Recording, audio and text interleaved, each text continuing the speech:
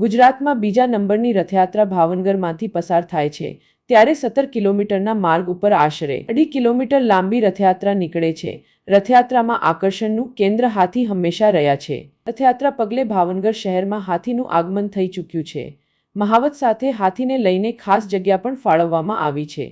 આવતીકાલે ભગવાન જગન્નાથજીની રથયાત્રામાં હાથી અને અખાડાવાળાઓ પ્રથમ રહેવાના છે।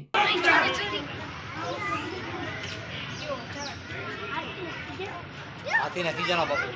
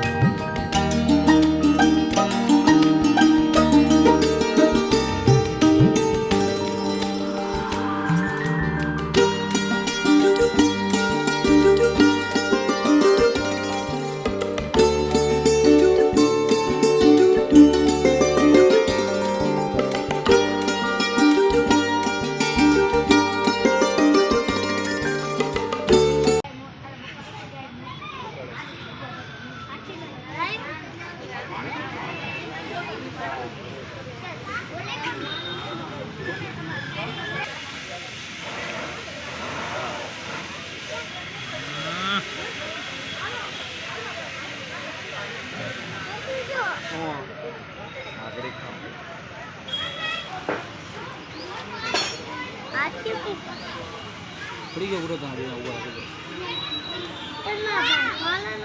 हाँ भैया अरे बच्चा बोल जा रहा है भैया ये है भैया